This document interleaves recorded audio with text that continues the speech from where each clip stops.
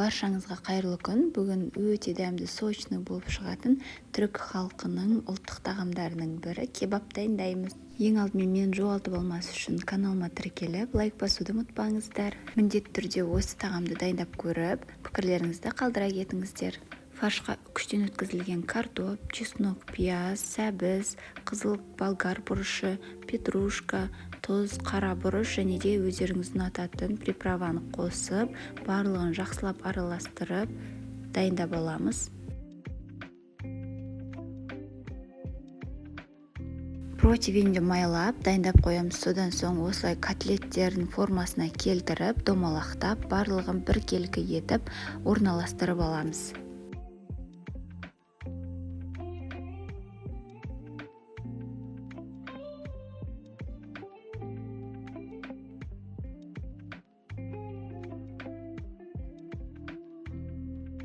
Барлығын формаға келтіріп болған соң видеодағыдай қасықпен беттерінен осылайша басып шығамыз. Содан соң 180 градуста қызып тұрған пешімізге 35-40 минутқа салып пісіріп аламыз.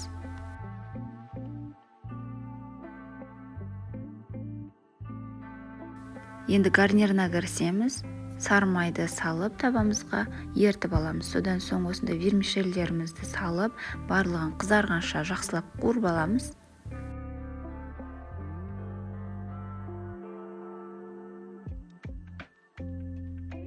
Қатты күйіп кетпеу қажет. Осындай әдемі түске енген кезде үстінен жуылған күрішімізді салып, тұзын салып, барлығын жақсылап араластырып, үстінен су құямыз.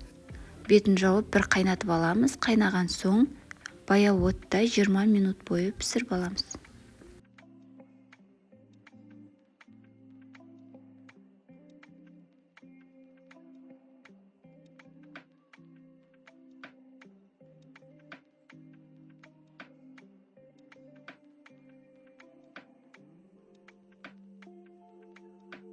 Мінекей осылай салатпен ұсынсаңыздар өте дәмді әрі әдемі болып шығады.